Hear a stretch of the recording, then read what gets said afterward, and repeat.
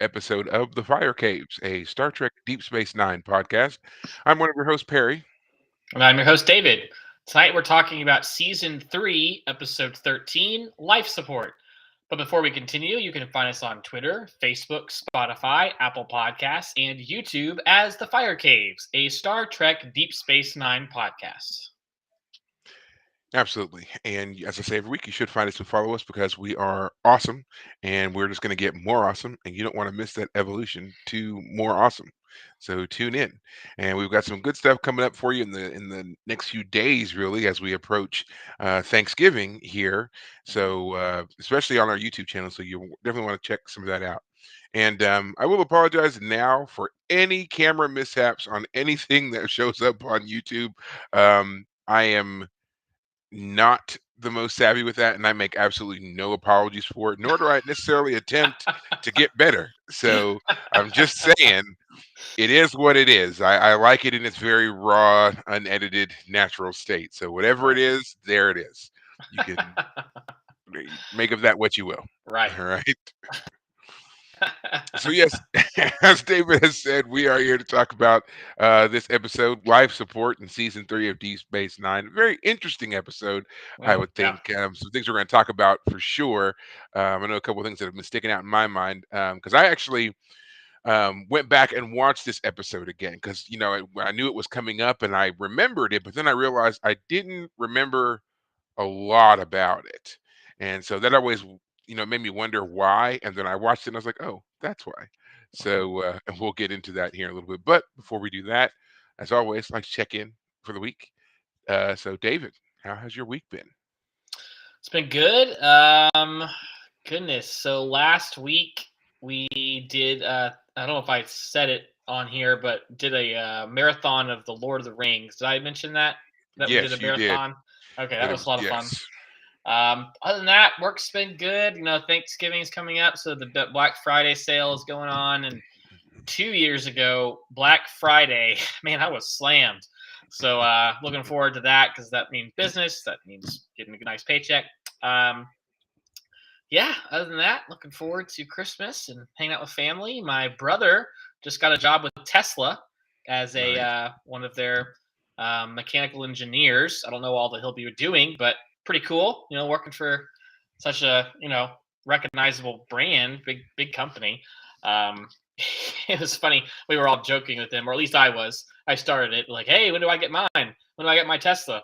And turns out he would have an option to like lease a Tesla while he works for them, but he decided that he actually wanted a truck, and Tesla doesn't have a truck yet, so he actually went out the same day he got the job, traded in his sedan, and got himself a truck. Um, Not a Tesla, but Uh, he uh, needs something to haul things around in. He likes woodworking and all that. So that was his little present to himself for his new job. well, But other than awesome. that, things are pretty normal for me. How about you? Yeah, for the most part, my job has kind of stabilized a bit. So, I was a little nervous about some things a couple weeks ago, but looks like, we've jumped over that and it's been smooth sailing job wise. I not technically, I did injure myself with Oh, workouts because I was doing squats. It wasn't necessarily major. It was just like I don't know anybody who's familiar with actually doing squats. You have the bar behind your head and all that stuff. And I think that in my nervousness about doing it, I was gripping the bar way too tight, and I was really pulling it down on mm. my back, and ended up like kind of messing up some stuff here in the back among my neck and shoulders. So I mean, not major. It's more of an annoyance per se, and it's just kind of this, especially since I sit for work and everything else, you notice it. So it's just kind of been this annoying thing these past couple of days. But nothing that's totally like I'm not like laid up with injury or anything. It's just like this annoyance that's there.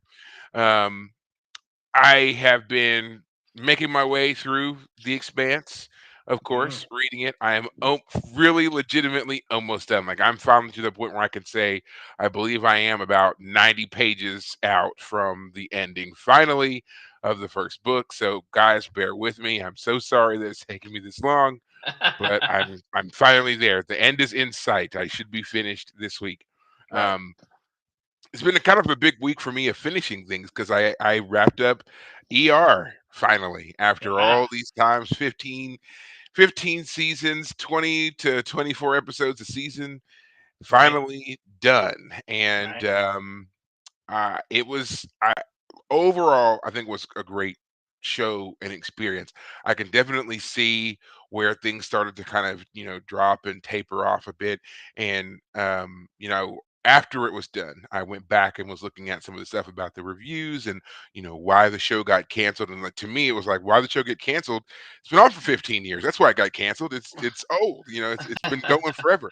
Right. But they pointed to the fact that after certain characters left, the ratings weren't the same. There's a ratings drop off, and they tried different things to get people interested in the show. But what I noticed, to me, was that they started, rapid fire rotating people through the show.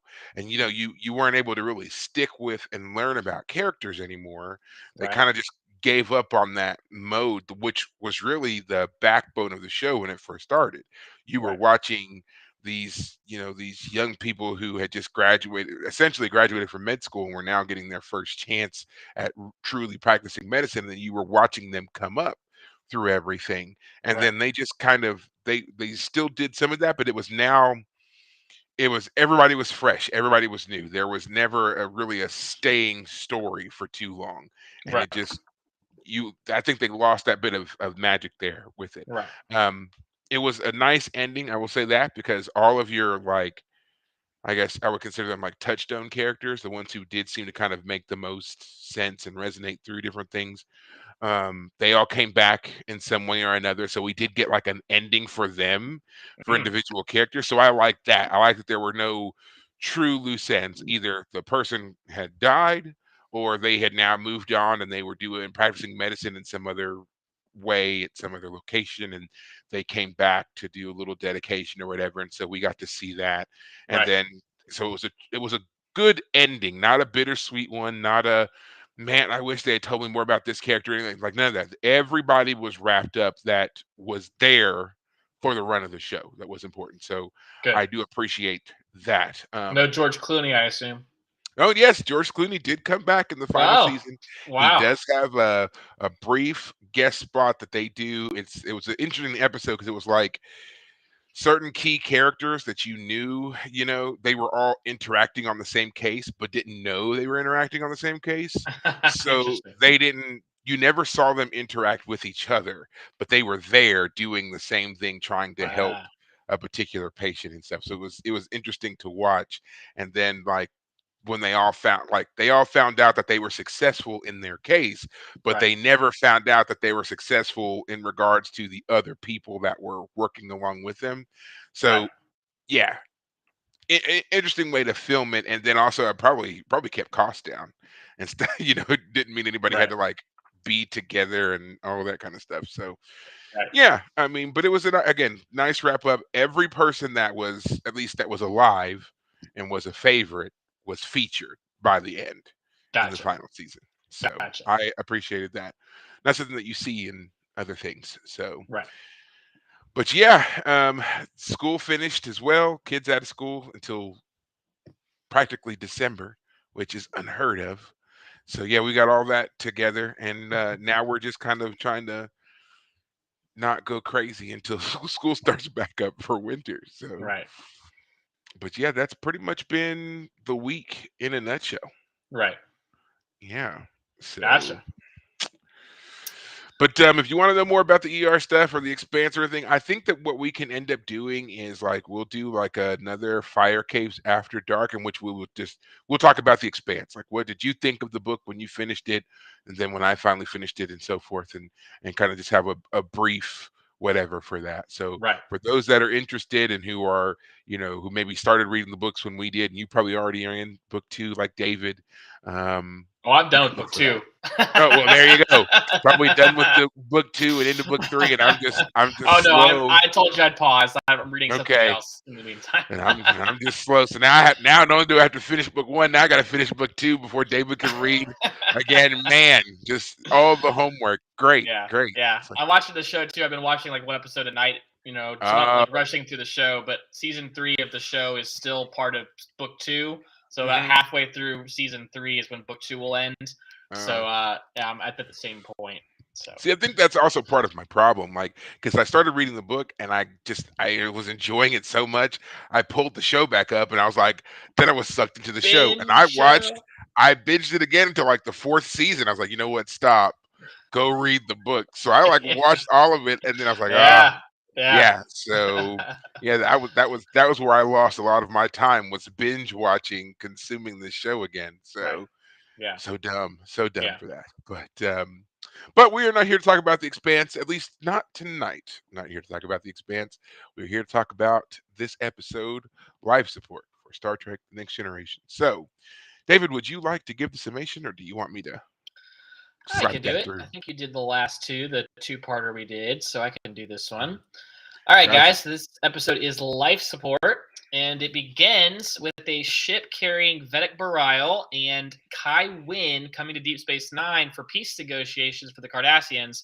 But there is some sort of explosion on the ship on the runabout. Is it a runabout? I guess it's not a runabout. But anyway, on the Bajoran ship. transport. Yeah. Yeah. Okay. So anyway, something happens. There's an explosion. Bareil is very gravely injured, and so Dr. Bashir is in charge of taking care of him.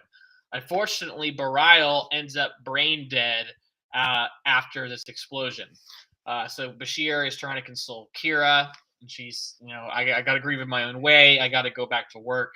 But in the autopsy, Bashir discovers that Bareil's nervous system is still active, and so he's able, through technology and all kinds of technobabble, that regenerates somehow, fixes Bareil, revives him. Now, this is important because Bareil was the main contact between Kai Wynn and the Cardassians for these negotiations. Kai Wynn does not necessarily know all the ins and outs of all the negotiations that Bareil was having with the Cardassians. So Kai Wynn is trying to do these negotiations with our Cardassian counterpart and is on her back foot the whole time because she doesn't know all the ins and outs of what have already been discussed. So, for example, the Cardassian says, "We will pay you reparations for the war if you will give us everything that is technically Cardassian technology. You have to return it to us."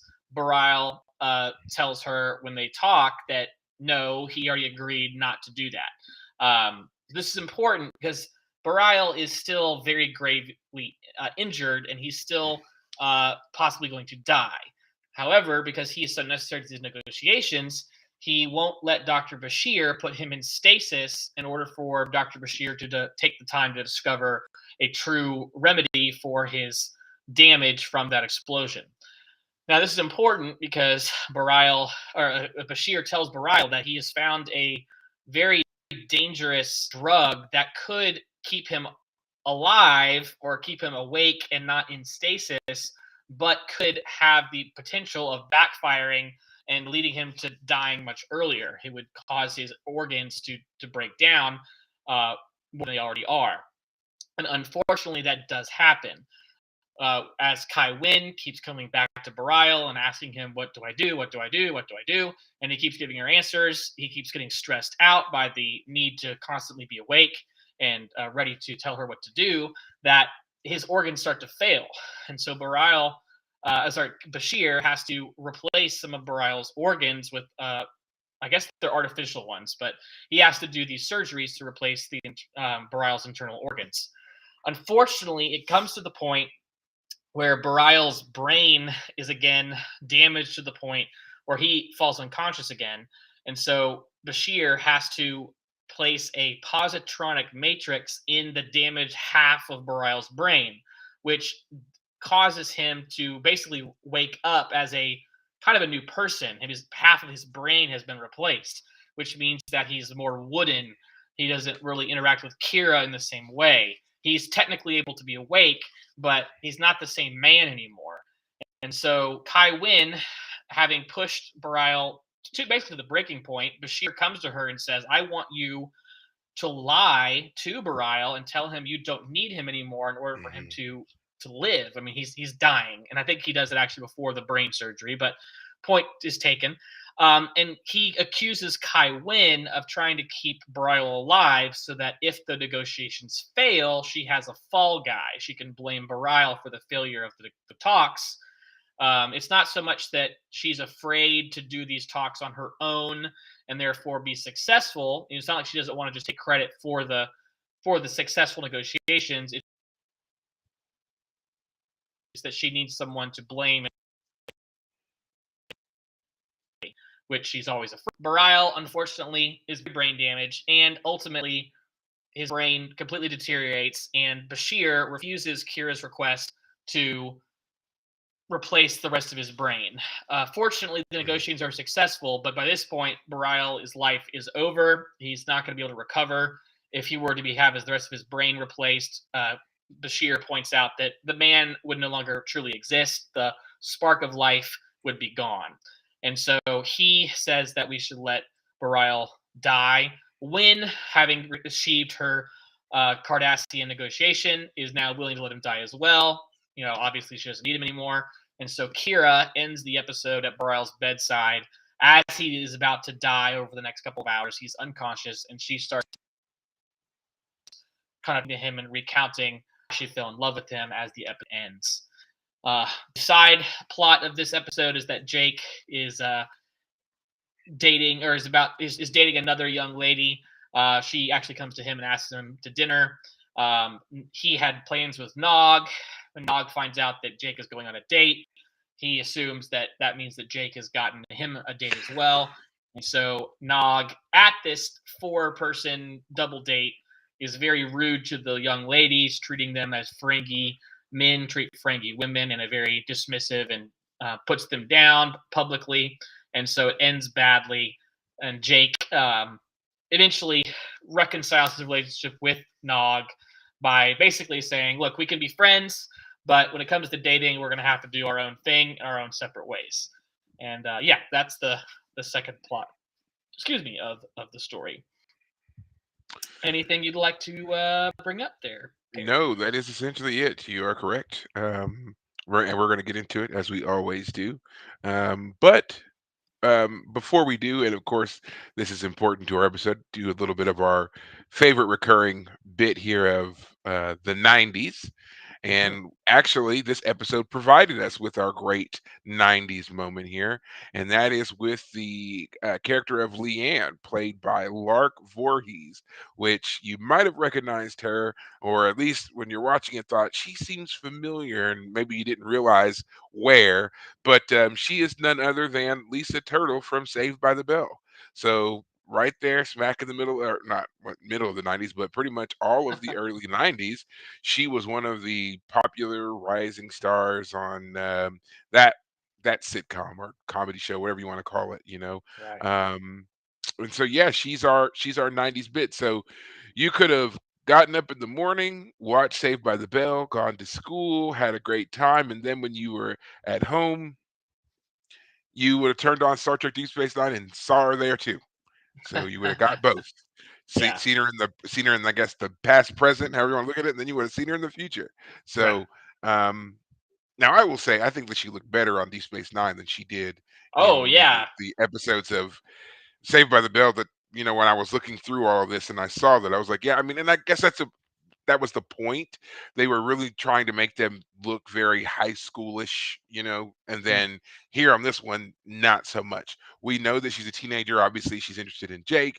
Um, and then, there she's just a very nice looking woman who comes up to him and is talking with him and everything else. So very appropriate, I guess I right. should say, compared to the kind of kiddish look they had with her on Saved by the Bell. Um, Gotcha. but yeah, Yeah. I I was just go gonna ahead. say I really liked her. I mean, we only saw her briefly. Unfortunately, things end badly because of Dog's Yeah, behavior in this episode. But yeah. as soon as I saw her, yeah, very lovely young lady, and I was like, oh, I like her more. She seems more suited to Jake than the Yeah, Gabo girl. yeah. And I like the little, she was like, oh, I was dating this other guy, but we just broke up, and I'm gonna ask you to dinner. It felt very authentic and genuine. She liked him. He liked her back. He reciprocated, and it gives us a chance to learn, or for Jake to learn that if you have plans with friends and you change plans, you gotta know what's going on. You gotta be open and honest and upfront with those changes sometimes. If there's a young lady you're going on a date with, I'm sorry, Nog, I didn't. I It's just gonna be me and her. She asked me just Hmm. today. I know our plans hadn't yet been finalized, so I decided to do that because she just asked me. Instead of him doing that, Nog says, "Oh, that's fine. I'm sure you Yeah, had her bring a friend for me, right?" And instead of Jake yeah, standing up to him and being like, "No, actually, this is going to be just a private moment for me and her," it backfires really bad on him because Nog, oh my goodness, he yeah. is I was just gonna say, so misogynistic, and that's of course Ferengi culture. But yeah, I was gonna say the true issue here is that Jake didn't stand up to his friend, and Nog at the insisted on table, coming. yeah, He pushed himself into that um engagement, interaction, that date, because he even says, when they first start talking about it, he's like, "Oh, and what's her friend like?" He's like, I don't know." And he's like, "Oh, well, you're gonna ask her, right?"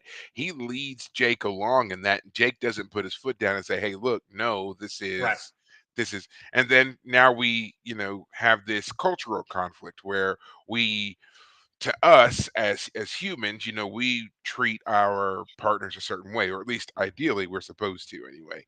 And then we see the Ferengi mindset where it's completely different from how we would want to treat our dates, our partners, whomever they are, right? right, And watching him be so rude and dismissive and condescending to her and insulting and so forth, it's so jarring for everybody watching it, and it's just like, how could these two possibly, have been friends? They clearly have nothing in common. They're clearly different in how they were raised and brought up. And it's a great episode for the fact that it highlights a very stark cultural difference between humans and Ferengi.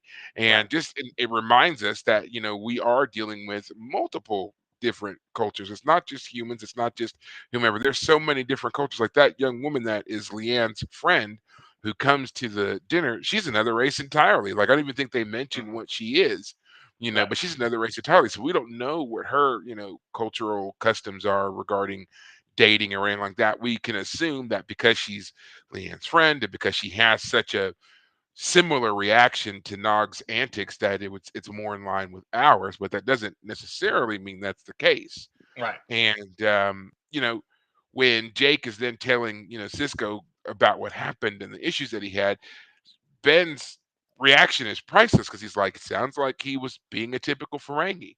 And he's right, kind of like shining a light for his son to realize, yeah, you guys, you're friends, but you're still different. You can be friends, but you are different.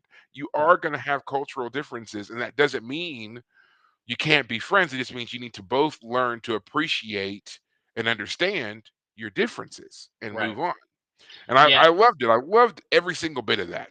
yeah. That scene again, the Cisco's together having dinner, father son moment, great scene. And again, it's Avery Brooks who's killing it because um, in the middle of the scene, you know, Jake is like, "Well, we can't be friends." And even you said that, Dad. You once said that humans and Ferengi can't be friends. And Cisco is like, "Oh crap!" Like I did say that, and he Right. says, "I did say that, and I was wrong. You've proved me Right. wrong." Which is a great moment. Another one of Yeah. those, like, as a dad, as anybody, you need to be willing to say I was wrong. And I know in our, Yes. it's always hard to say I'm wrong, and for Cisco to do it with like, I mean, he just did it. He He just did it. It was just said it. natural. Yeah, I was Yeah, wrong. he was Yeah, dealing with his son. He knew it was very important, and and he was very very candid, very honest with his son. Right in that moment, he's like, "Yes, I did say that, but I was wrong. You guys proved me wrong. I have, basically telling him, right, I've watched you all. You have developed a true friendship, despite anything that I could have said or done. And we all know he's tried. He did not want Jake associating with Nog at all. And when they were first hanging out and getting in trouble and everything else, he was trying to stop that as much as he could, but they yeah, still yeah, formed this friendship. So he's openly acknowledging that his son has done this thing, in spite of everything else. And then he's just telling right, him, it's up to you. If you want the friendship to continue, you're going to have to figure out a way to, in a sense, get over yourself. It's not just about getting over, the issues with with Nog and everything else, getting over yourself and thinking that you're right, because neither one of you really are, you know.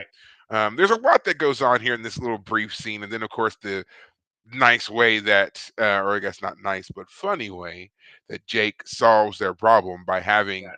a very stern Odo arrest both of them.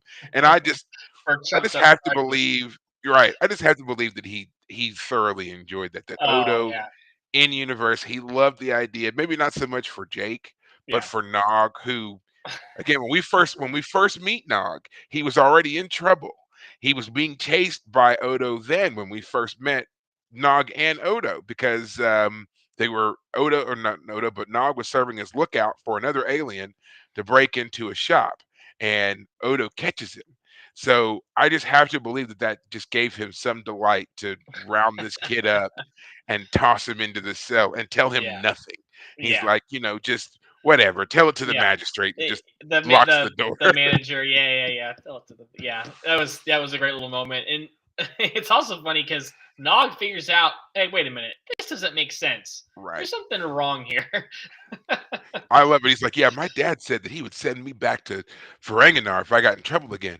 And where's my uncle? And wait a minute, you're the station commander's son. There's no way he would arrest you without charges. And there can be charges because I know we didn't do We did anything. it. So it's just like Yes. he's great at the way he figures it out. But I love the way he figures it out because it's all based on the fact that like he knows he would be in a lot more trouble.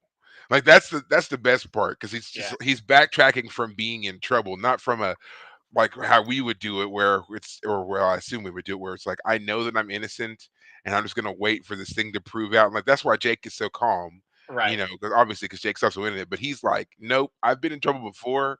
I already knew what my limits are because I was Yeah. towing them already. So Right. now let's backtrack from there because I know I haven't done anything. Right. So yeah, Yeah. great little moment between the two of them, and then finally coming to terms with the fact that again recognizing they're different people from different cultures, but they still care about each other. They can still be friends, but there are just certain things they're going to have to agree that they will never share, that they will never be able Right. to cross the line on. Right. You know. Yeah, I guess part of the question about that, and I know you've said that we'll see Ferengi culture and how they treat the women a little more closely at some point, but it Mhm. does make you wonder, on some level, how much is this culture learned? Has Nog just learned this is how we treat our women, therefore this is how I treat all women? Because we've seen obviously Quark interact with women in the bar, and he's misogynistic, but he's more of the flirtatious. Yeah. Type. He's not as obvious as Nog is here. Nog is like Well, why are the women even talking? That kind of thing. well, I always took it as there's a certain amount of this that is definitely learned behavior from being on their home planet. And then, Nog is young and he's growing up and he's watching and learning, as we all do, from the people who are older than us and are going through Right. things. And one thing that we can certainly say about Quark is that he tailors his interactions, his performance, I guess, to whomever it is that he's talking to. So yeah, Sure. while there's always that kind of mid-level sleaze to everything that he does, he certainly knows when there are some people he can be more, misogynistic, more condescending to than others. And I mean, he's talked about often, how dealing with, humans as they call us, and dealing with this Federation types in particular, you have to talk to him, you have to handle him a certain way, otherwise you don't get anything from him. And he's all about scoring the deal. So, and that's Sure. what makes him such a successful business person. I think that what we're seeing here in Nog is someone who obviously there was a lot of things he learned and watched growing up on their home planet, and now he just kind of is able to kind of sort of come into his own a bit. He Right. hasn't quite got there yet, and he's still kind of putting things together and explains why he fails when dealing with humans because really the only human he's had any close contact with is Jake. And he Right. can relate to Jake because Jake is male. Right. So dealing with females is not his strong suit, despite Yeah. everything that he says. Right. So, yeah, a great kind of growing up moment for both Jake and Nog Right. here. And I think it's great because we're going to see how this also highlights Nog later on in the show. So stay tuned for that, everybody who hasn't watched it yet. This show that's 30 years old. Um, but yeah, great little B story. In fact, this is to me, this is one of those moments like I've said this before. I love those little like aside world building things, you know. This is a great one. It shows a lot of character development for Cisco, for Nog, for Jake, you know. Um, and a lot of that we haven't gotten yet. They haven't been featured so much in this show. I almost wish that this was the whole episode. You know, I wish, or at least there was more to this story. Maybe we see this in another episode. You know, developed a little bit more the same kind of storyline, but we don't really see them return to this particular dynamic of the cultural differences um, as much. So I Right. kind of wish this was the whole episode because I feel like it's important to again not just highlight the difference between Jake and Nog, but to highlight that there's a lot of different cultures out there, and that's kind of the thing that Starfleet is doing is finding ways to relate to all of them. I think we just kind of forget that because everybody just seems to easily get along. Right. So things that would remind us, I think, are really cool. Yeah. Yeah. I agree. But now we can turn ourselves, I guess, to what would be considered the A story. Pretty And big that A is, of story. course, pretty big A story. But again, like I said, I couldn't remember a whole lot about this episode at first. So then Hmm. when I rewatched it, I realized why. You hate Tell Kai you, Wynn. no, it's Bareil. I don't like Bareil. I just I just don't like him. Yeah. I understand his significance. I understand how he works in the show and why he was necessary and why even his death was necessary. I get all of it, but it's just like I don't like him. Right. So it's not one that I had watched frequently. You know, it's typically one that, oh, Bareil episode, click. And I'm sorry, I know there are so many people out there who loved Vedek Bareil and were sad when he died and all of that. And Right. I don't have anything against the actor who played Vedek Bareil, but I don't like him. Yeah. Sorry, Philip Angelum. I think that's how you pronounce your last name. The guy who played Vedek Bareil. Sorry, I just didn't like that character. You were great as Macbeth and other stuff, but I didn't like you here. Sorry.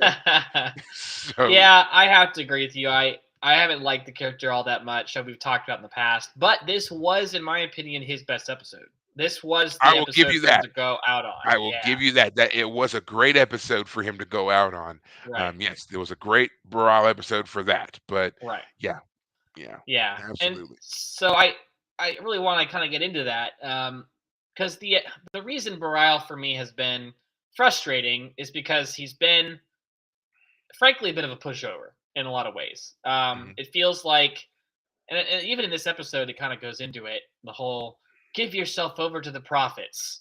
It's like, ugh, like that's it's in. I mean, as someone who is religious, that it's very easy to like, oh yeah, just trust in the Lord, trust things will work out.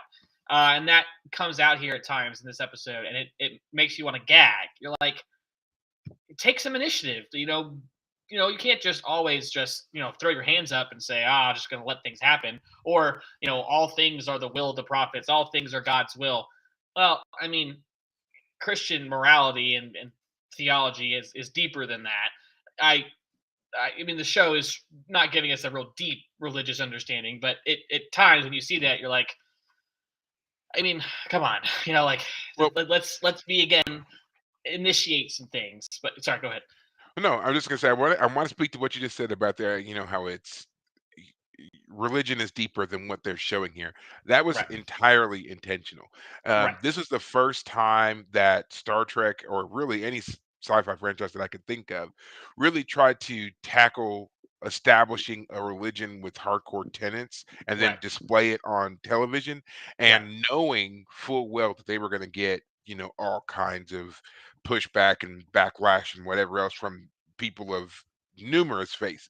right, They tried to keep this as broad and surface level only right, as possible, right, because right, if you right, tried to go too deep and tried to nail certain things down, then they would have no choice but to base it off of their own knowledge of various religions. And so when you Right. start picking and pulling and whatever else, you're going to get things wrong. So Right. by keeping it at this surface level, they skipped over really kind of having to do that deep dive. And so I think that it's interesting that you pointed out that one of the things that bothers you is the very thing that they really had to stick to in order to make sure that they didn't receive the backlash that you're now leveling at them. So that's funny. Nice little catch 22 there. They tried so Well, hard and still to be fair,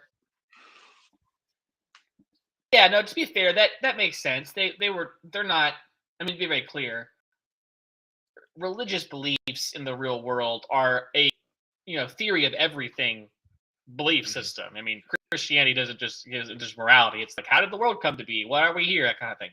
So if they're just trying to give us a show that doesn't really have the time, quite frankly, to get into all the details, even if they Yeah. tried to, they would still offend someone. So yeah, any tip they would make would not be perfect, or at least someone could get upset. My point is that Bareil in particular seems to embody some of the more laissez-faire, go with the flow, Yeah. things are the way they are type mentality, which makes his character not as compelling as what I want him to be. And then this episode told us that actually in the background, he actually has been active. He's been working with the Cardassians. He's been negotiating. In fact, not only has he been negotiating, but he initiated the negotiations. He's been a Yeah. good aide to Kai Wynn. She actually appreciates him, even though they were rivals for the Kai ship or whatever.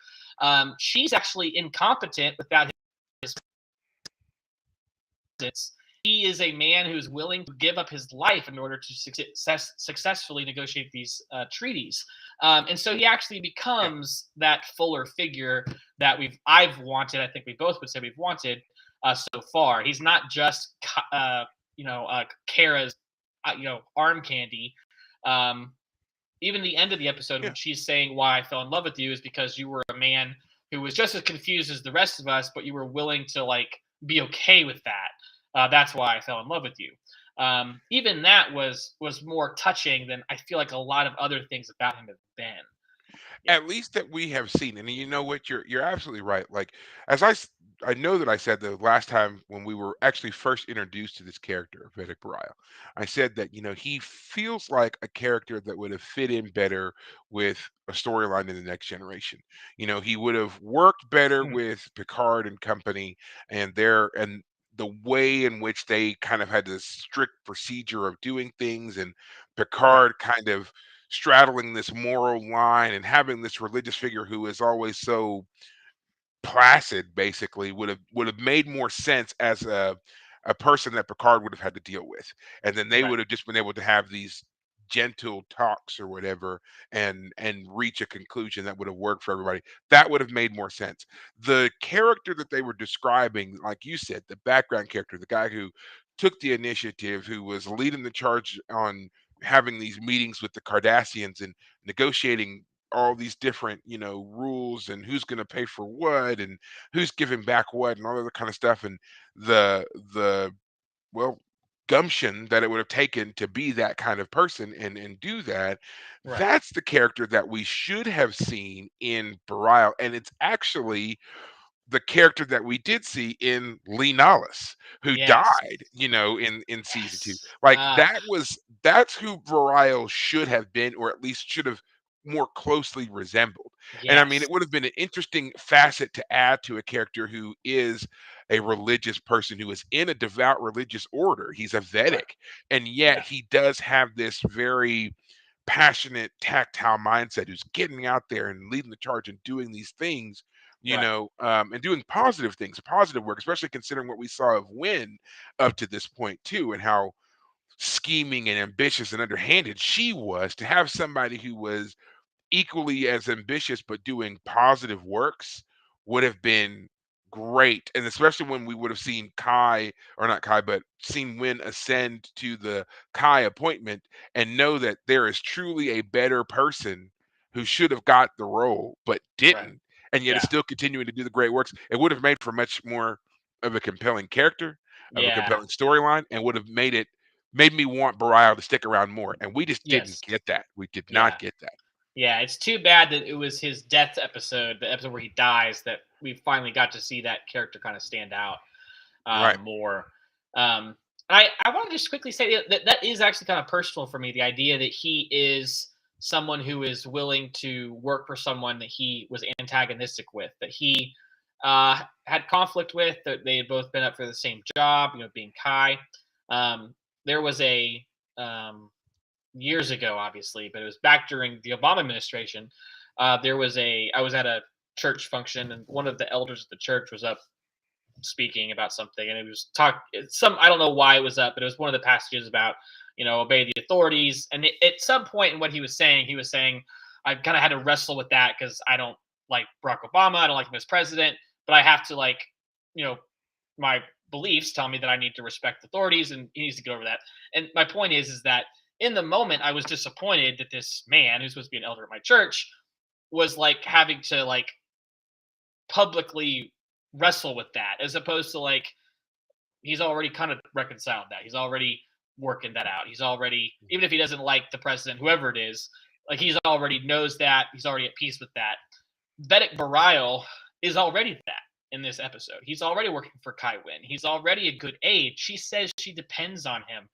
And it makes you love the guy on some level. Like, this is a guy who's humble enough to do the job. And we've seen that. We get the sense that he is this humble guy, that he's this person who's willing to do what's right, not because it makes him popular, Mhm. or makes him, gets him glory. In fact, he was even willing to do something to protect the reputation of Kai Opaka. A couple episodes Right. ago, we thought he was a traitor. It turns out he was protecting the reputation of Kai Opaka. Um, so what I'm trying to get at is the character had potential, but they Yeah. didn't really get a chance. It wasn't until this episode that they really gave it a chance to flourish and go for it, and then he dies. Yeah, and then yeah, exactly. We get a So lot about him, and then he does. And on the other side of what you were saying, about loving the guy for being able to work with Kai Wynn, I think we also, as much as I hate to do it, we have to give Kai Wynn some respect too for being able to put down her own animosity towards this individual who very nearly took her job right, and work with him, and then not only to work with him, but to see his value and how right, much she was truly going to need him and wasn't competent. Now we do see later on, she kind of reveals a little bit there that it was a double-edged thing there, where she was kind yes, of keeping him in her side pocket just in case things went south. She right, would have a scapegoat to kind of lay everything on. But right, up until that particular moment, and we have to, still have to acknowledge they had been working together for quite some time before this bombing yes, had happened. yes, So, yes, and that is something that I would love to see in more of our own leaders. I think we see a little yes. too That's often. exactly what I was trying to Yeah. get at. Yeah, Yeah, I just think we see a little too often in our leaders who, especially once they win, they yeah, want to try to cut out the people that were running against them or that otherwise oppose them. And I mean, there may be some people who you do just legitimately have to cut out, but right, there are a lot of people who, just because they're on the other side of the aisle from you, doesn't mean yeah, that they don't have great ideas, doesn't right, mean that they can't still work hard and contribute, doesn't mean that they're exactly, not still of value. And if right. you're not willing to reach out to them and bring them in and work with you, we're never going to get anything accomplished. And That's exactly right, and I totally agree with that. yeah, It is so frustrating that our modern politics has turned into this animosity and partisanship where you're yeah, not allowed to even be friends with people on the other side of the aisle, and it's like, yeah, or like work with someone. Like, let me put it this way: the reason I was frustrated with that elder of mine, I was like, if the president of the United States, whoever he is, came to you and said, I need you to give me my very best, not for my sake, but for the behalf of your fellow Americans, I need you to give me your best. Well, goddamn, if you aren't the kind of person who doesn't, get a little bit of pride and stand up a little taller and say, you know what, I'm going to do my best, then there's something wrong with you. And that's what I was kind of frustrated with that yeah, elder of mine. It felt like he had lost track of that, that yeah, ability to, like, recognize that sometimes personal sacrifice is actually a great thing. It gives you a feeling of, pride and honor. And right. you put me onto the show West Wing, the West Yes. Wing, and there's a great example of that from the last season. I forget the name of the character, but he becomes president in the last season. Do you remember who that is? Santos. Yes. And his rival, the Republican played by Vinnick was played by the guy from Alan MASH, Alda. Alan Alan Alda. Alda. Mhm. Yeah, he goes to Alan Alda's character and says, "Look, I need a Secretary of State. You and I never really had many major disagreements on issues that the Secretary of State would handle. I want you to be the guy." And he's, Alan Alda's Republican presidential failed candidate is like, you got to be kidding me. Are you serious? This feels like a handout. I feel insulted by you even doing this. And then again, I can't remember the character's name who becomes president, but he's brilliant. Santos, Yeah, played by Santos. Smits, Jimmy Okay. Smits. It I want to sounds say that's about it his name. sounds right. Yeah. But anyway, he gets him into it because he starts just bringing up, Secretary of State issues like, oh, there's this, this war that's happening over in, Middle Hmm. Asia, Central Asia. Like, what would you do? And Alan Alda's character, instead of objecting, is fascinated by the issue and is like, well, we got to do this, we got to do that. And so he gets sucked into the role and he does it. He's like, I want to be able to disagree with you on certain things, and he's like, I don't expect anything less, and it's a great moment. It's a great scene. It's like that's It is a exactly great what you scene, want. and And it's it's an to idealized version of the oh world, yeah, but it's one of those moments where you go away. I mean, that's one of the reasons why the show was so beloved because you felt yeah. like working out issues was part of how the show They really actually worked. So They actually did that several seasons earlier. Now that we're on the West Wing, I'm going to take you down this rabbit hole real quick because it was one of my favorite scenes.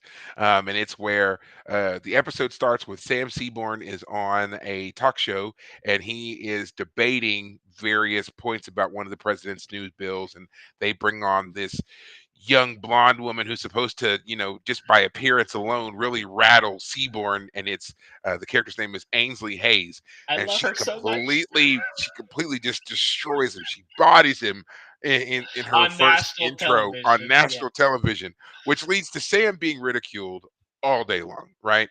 right. And so it also leads to the chief of staff, Leo McGarry, inviting Ainsley Haynes to the White House, where he offers Yes, her a job yes, which she initially turns down because she's like, I don't want to work in this White House because she's a Republican and they're right, obviously Democrat and she doesn't want to work with them. right. She leaves and goes to have like drinks or something with some friends, and the Yes. friends are celebrating the way she just again just toasted Sam on TV, Yes. Right. embarrassed him, and they're just going to town on how they're just some no account Democratic whatevers, and she's just tearing them down like the whole staff, right? Right. And she's just sitting there very silent. And then she finally interjects and she's like, don't talk about them that way. She's like, you Right. may disagree with their politics, you may disagree with this and that, but you cannot say that they are not hardworking people who want to do well, who are trying to do well for everybody. Right. And they may not get it right every time, but they're still trying. Like she goes through this whole thing and Yes. then she comes back and takes the job and ends up working Yes. in the Democratic White House as a I As think a she's a legal lawyer. Yeah, I was assistant. gonna say So yeah, she's like another because lawyer for them or something like she's that. the whole Pirates of Penzance quotes with the Attorney General Lionel Tribby, character. Lionel Yeah, Tribby, the it's the main great lawyer. because he Yes. keeps yelling out something about she's a Republican, like he can't stand it. He's a dyed blue liberal. Here's this conservative girl on his team. He has to take her on, but then he also has to defend her at one point because there are some Yeah, people because that some two guys like wrote a message to her. They wrote "bitch" to her on like right I don't know what was it, some like a some pizza box or or something. flowers or something Yeah, like that. That's what they sent her flowers, and that's what they wrote on the flowers. right. Sam found it, charged into the office. He scrawled out, "You're fired." They were like, "You can't fire us," and Tribby was like, Tribby "Oh comes in. yes, he can. Get your Yeah, stuff, get out." get out. So Yeah, yeah, even though he was against this, conservative blonde-haired, blue-eyed, dyed-in-the-wool Republican working in his office. He defended her and then obviously kept her on staff, and yeah, she stays there yeah. for quite She some was a time. great So character. I mean, as a yeah, conservative myself, every time she was on screen, I was like, please more, please more. I have to admit that I was a Sam Seaborn fan. He was my favorite. Him and Yeah. Toby Ziegler were my two favorite characters on that Oh, the show. two of them Uh, could rant like Ziegler in particular could rant like no one's yeah, business. But Toby was my favorite when he got on his little high horse and just yeah. took charge. Yeah. So now that we've talked about yet another show, All right. Yeah. and, Back to and Deep not Space this Nine. one, Back to Deep Space back Nine. to Back to the Future. Um, yeah, but again, I'll give Win credit for that, and I wish that more of our own politicians would do similar things. I don't know if we'll ever see it, but right, it would be nice. right. Um, but now we're moving along, and we got to talk about, of course, the replacing of the organs and the brain matter in order to keep him alive. Of course, Right. this is something that we're starting to do a little bit in our own science. We've got replacement parts and organs and stuff. Where I don't think we have like replacement brain pieces yet, Oh no, but not that, of course. But but yeah, we've got you can do replacement hearts or at least yeah, replacement hearts, you've got pacemakers and stuff. pacemakers, you've got replacement limbs, you can do replacement joints, you can do a lot of these things. So there is a term for this. And I was trying to find it and I was trying to remember it, and maybe you can tell me. It's a term for when you continue to replace the parts, but the overall structure or the outer packaging is the same. Like there's a philosophy behind it, like whether or not the thing is still the same Yeah, if you keep replacing the components. original philosophical question was if you have a a boat, a ship, a wooden ship in a museum, and you keep replacing parts of the ship to the point where you've replaced every part on the ship, is the Is it ship still the the same same ship? ship, or is Right, it the old pieces that have gone off? Like if you rebuilt the ship with the old pieces somewhere else, what's the real ship? right. But yeah, I it's forget what that term is. I know yeah, I've it's been brought up before, and it's also been brought up before in Star Trek in particular in regards to the Enterprise. right, When with the original crew, there was the original Enterprise, and then there's the refit Enterprise, and a lot of people who feel like the refit is not the Enterprise anymore because it's been completely remodeled. It looks different, whatever, but the overall structure, shape, and whatever else is the same. So that's where that right. argument comes up in Trek a lot, and I Gotcha. think we can apply it here as well, since that's what Bashir is essentially arguing. He's saying, yes, I can replace his pieces and keep him alive, but after a while, that spark Spark of of life, what life. we kind of know as consciousness and his feeling and his emotion and so forth, will be gone. He will Right, have the memories, but he won't have the essence of those memories. And it right, reminded me also of the Measure of a Man episode from the Next Generation, where we were arguing over Data and Data's rights. And that's what he yeah, was telling Maddox, is that, because Maddox was saying, I have created a positronic brain. We will download Data into this while I can study him to make more of him. And Data was yeah, like, there's something about the ineffable quality of memory, I believe is what he says. And if you lose that, something will be lost forever. And right, I can't allow you to do that. And right, that was kind of the basis of the argument as to whether or not Data could um, refuse right, Maddox's procedure or not. right. So a lot of different things linked together, all in these moments about whether or not we're going to um, replace Bareil's brain entirely with this positronic matrix Yeah, that Bareil has, I or think that Bashir has. we have an answer. I think in the real world of what part of the brain is kind of the person. The prefrontal cortex, the part right up near the front of your head, right behind your forehead, is apparently the part where a lot of our emotions and things occur. People who have had their brains damaged up in the front, you can actually live with parts of your brain removed up front, but people who have had their brains damaged in the prefrontal cortex um, have become psychopaths. They've they've lost emotional capabilities. They've part of them is missing. While other parts of our brain might be more essential for function, the humanity is apparently the prefrontal cortex. Now, again, Hmm. I'm no expert. I'm just talking about what I remember. But point being is that if David snuck in some Bashir, ER episodes too. I was gonna say actually, we need to. I'm sure your ER experience will actually tell us what you think about this episode. But before you get to that, Yes. yeah, if the back of his brain or the parts that like controlled his motor functions need to be replaced, frankly, that would make sense on some level. But Hmm. the episode indicates that part of what was changed was who he is as a person, and we kind of see that when he comes out of that positronic matrix surgery. He's more wooden.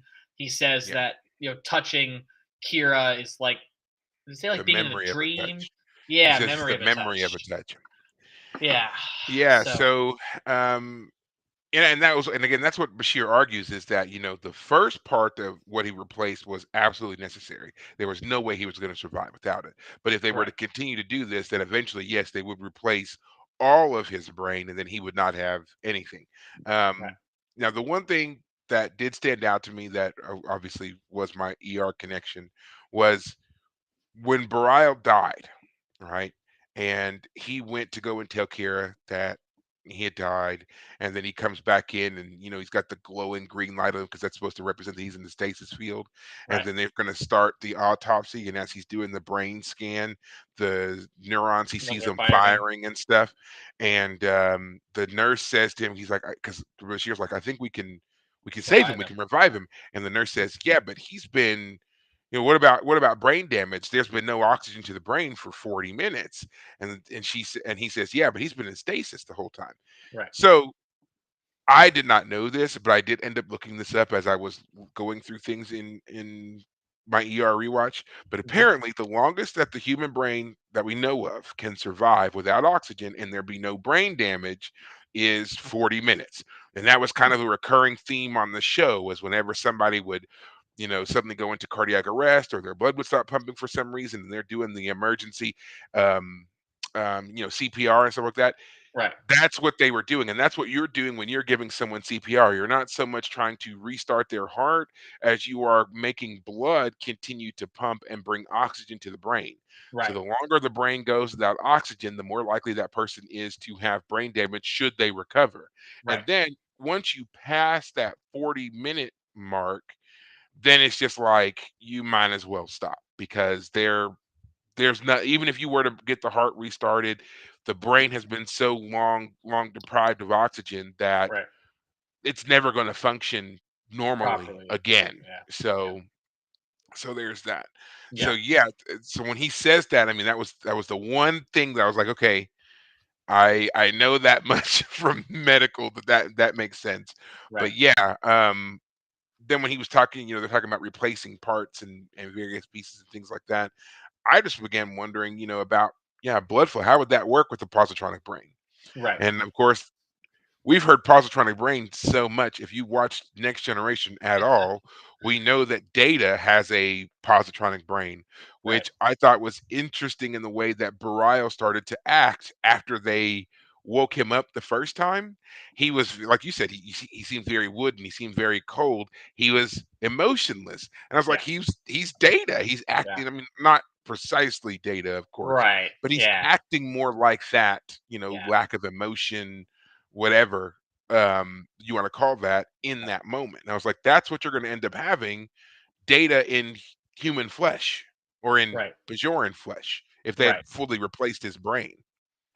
Right. It's kind of funny because in the movie, what the Generations film, Data gets the emotion chip kind of Hmm. permanently implanted in his positronic brain, and it causes him to experience some issues.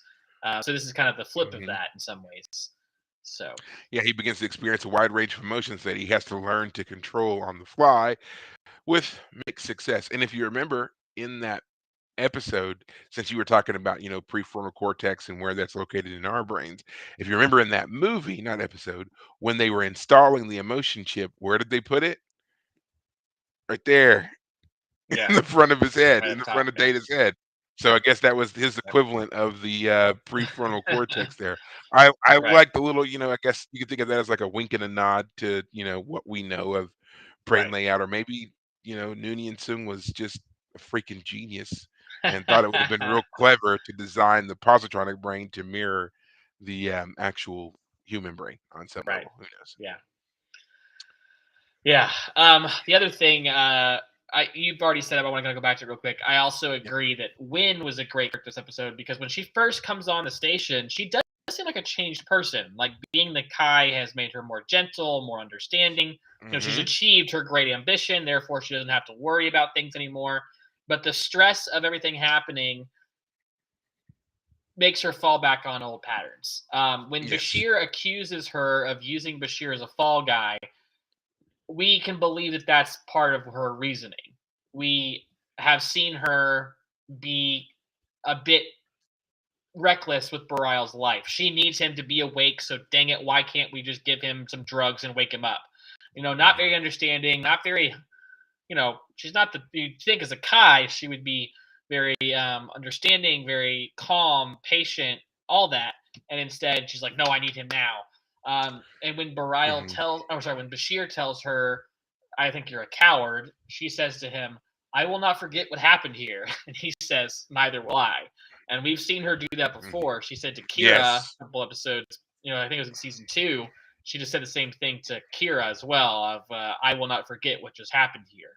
Um, so Kai Wynn seemed to make some improvements at the beginning of this episode, but by the end seems to have fallen back on old patterns, which Yeah. was actually fun to see that the character is still nuanced. She hasn't just hit the switch and just, her personality has changed. No, that devious personality is still under there despite Yeah. everything going on.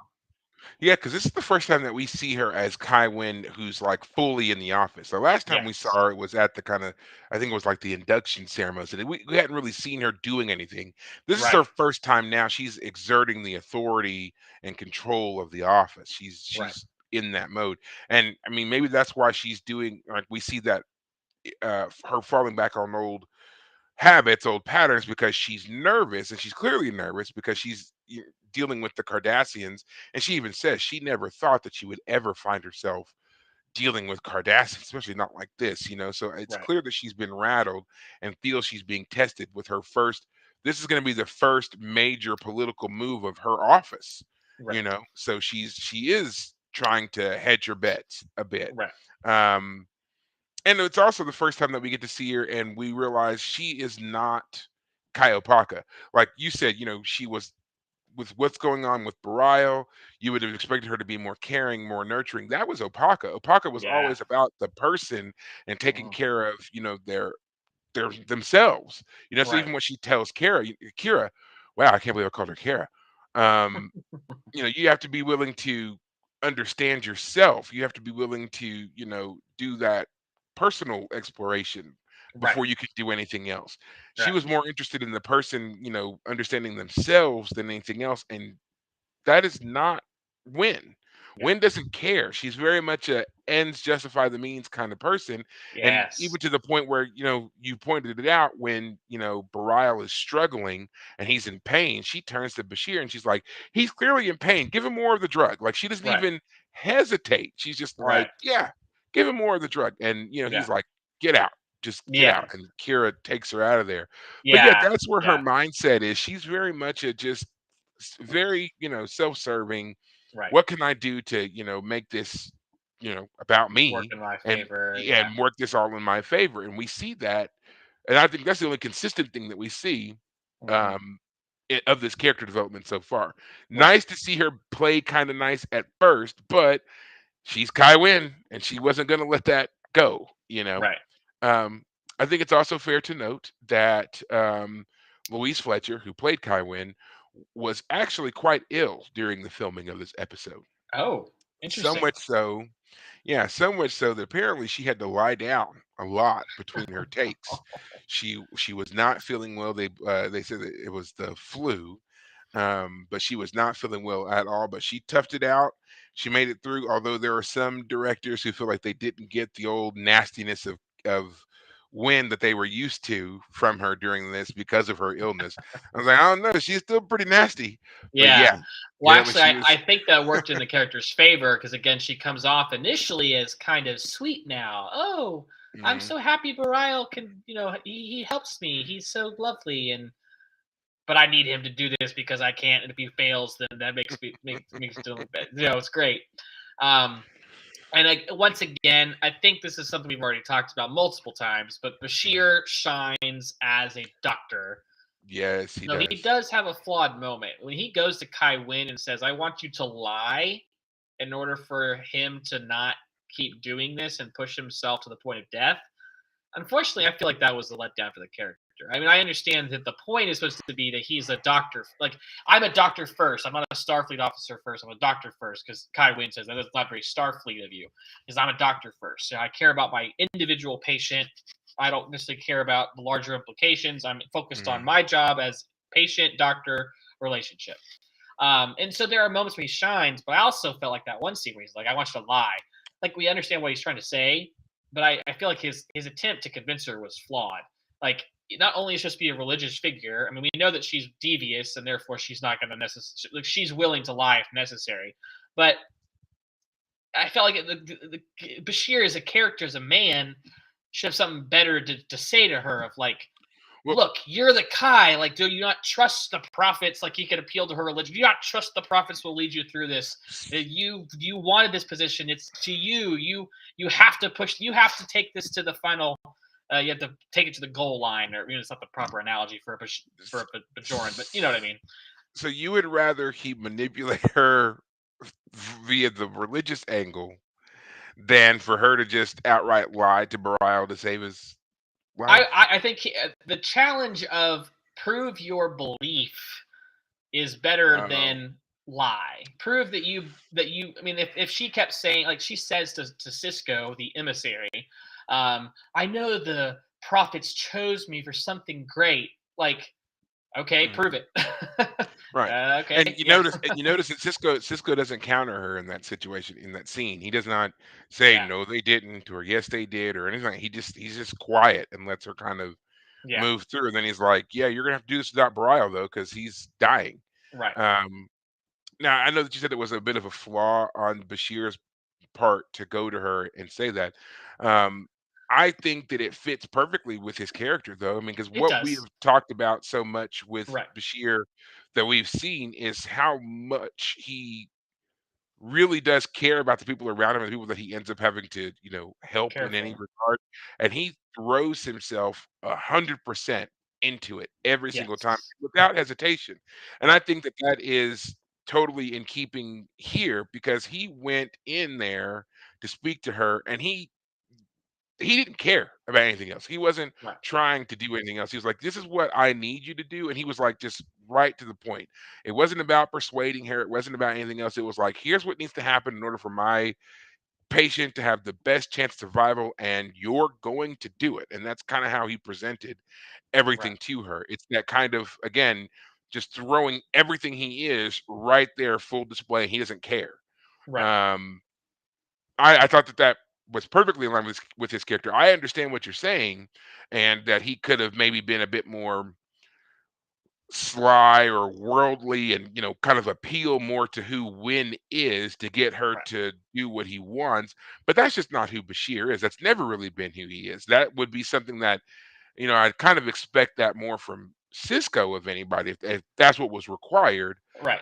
I would expect Cisco to kind of leverage things that way, but not Bashir. And so Yeah, that's my why it bothered my me. point is not that the character was betrayed by the moment in the sense of the writing. I just mean that I'm disappointed that the character would take that route. Okay. I think he knew it was a his attempt wasn't going to really be successful. Therefore, saying I want you to tell a lie, even a white lie, is a mistake. If frankly he should have said something like, "Look, the guy is on his deathbed. I can't save him. I can't bring him back. We need to. You need to do this. Like you can't come in here anymore and pester him with questions. Yep. You've had your chance to ask him as many questions as possible. You have to see this through." And actually, part of the reason I think that would have been better in some ways is it would have pushed the character of Kai Wynn to grow. But she's a villain, not a hero in our story. She's Mhm. not a protagonist. So her growing as a character is actually not what we would expect or even want per se. We expect her to fall back on her old devious behaviors, not grow as a person. Yeah. So it does make sense. Again, I'm not saying that the character was betrayed by the role or by the part, but as much as like I wish the character himself had been a little more. I don't know. I Just it had to come up with a better yeah. thing to say. Yeah. I wish that they'd kind of fallen in line with other, Trek tropes, I guess, and doing the whole where the doctor just unilaterally decides this is what we're going to do Yes. and Yes. doesn't necessarily tell anybody until it's too late, and then it's like, Dr. uh, Crusher would have right, told. well, and that's what it would have turned out, Picard wagging his finger at Dr. Crusher, or even, going all the way back to, the original series, Kirk kind of confronting McCoy after the fact and being like, you lied, you tricked me. And then McCoy just kind of being, irascible and old world charmy and being like, look, I did what I thought was best and you can, you know, Right. kick rocks. I don't care. I'm going to do what Right. I want. And But that's kind of how they worked out their friendship as yeah. well. But in this instance, I feel like Bashir was sticking so hard to trying to be this impeccable kind of doctor that rather than impugn his own morals and do this behind Kira's back, behind Kai's back, behind Cisco's back, he wanted Kai Wynn to be the one who told the lie. He could Right. have just as easily said, "Look, there's no more drug, there's no more surgery. I can't do this. He's going to die," and then Or even just put done it. him under an artificial coma of some kind and been Right, like, and just "Oh, knocked him I'm out and been so like, "Yeah, yeah, he took a turn for the worse. He's in a coma. You're gonna have to do these negotiations without him."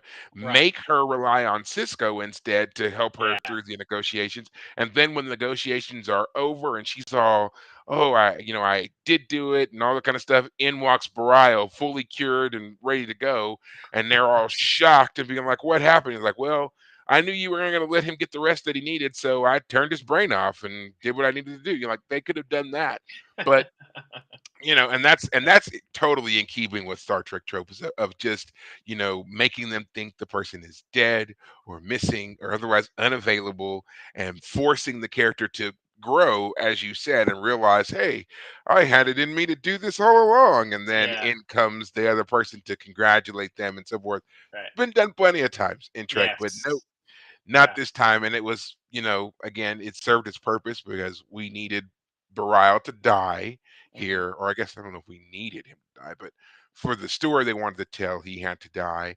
right, And then it also kind of puts us back on a more adversarial tone with Win, yes, because she was pushing so hard and we lost somebody who was more of a hmm favorite, obviously, to the crew than right, she was. And yes, now we've kind an of ally, lost that break, right? Because even as much as we didn't know about him, he was kind of serving to bridge that gap between the DS9 crew and Kai Wynn. He was their right, go-between.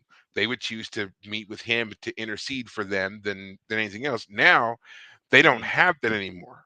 So yeah, now everything going forward, dealing with Bajor and the the leadership of Bajor, is gonna go through Kai Wynn. right, And now that even Dr. Bashir is not a fan, and Kira just lost someone she loves because of her, and we know that she's never really accepted Ben, you think this is gonna go well? You think this is gonna be easy? yeah, No. nope, So they've given us a lot here. yeah, Given us a lot here. yeah. Bye, Bareil. Well, We don't need you anymore, but your character did a lot of great things in the very final episode. Bye. you were You set finally up, worth something, right? yeah, you You're set up a lot of finally great worth tension something. in the future. Thank you. Yes. Yeah, Well, so any final thoughts? We talked about a lot of stuff. We've gone from The Expanse to The West Wing and yeah, back again. Any final thoughts on this episode that's given us so much here? Surprisingly, given us so much. yeah. Never cared for the character Bareil all that much. Felt he was a flawed character. It is this last episode of his that he finally got his best chance to shine. But I'm not going to be terribly disappointed that he doesn't come back. I'm So, I'm gonna say the same. I'm also gonna have to give a shout out to Jake's clothes once again, oh man, because they are woohoo, hoo they are obvious fashion disasters. I don't know where they got that stuff from. I've never seen that color ever. Way to So not I'm gonna be make you not happy and anticipating the future. Way to like you make you go, right. maybe not, Right. maybe I not. mean, just absolutely awful. Um, his new choice in relationships, Leanne, seems quite promising. I think that you're right. She's a much better fit for him than Marta was. Right. But we'll see. Will Marta come back? Will this thing with Leanne work Man, work out? out. Who knows? And continue to watch Nog's growth and what surprises are in store for us there. Okay. But yeah. Um, Before we wrap up, I do want to just remind everybody that we are going to be doing a couple of special things for Thanksgiving. I have my handy dandy trusty Star Trek cookbook. I have been researching everything out of here. I bought a bunch of stuff today to get ready for it. So next week I will be Nice. doing a couple of quick videos on YouTube of the different things that I make from here. So if you're interested at all, be sure to tune in for that. I'll be posting links to it on Facebook and YouTube and Twitter and so forth. So Right. you can find us there. Other than that, We will see you guys next time. And until then, take care of yourselves. Thanks, guys.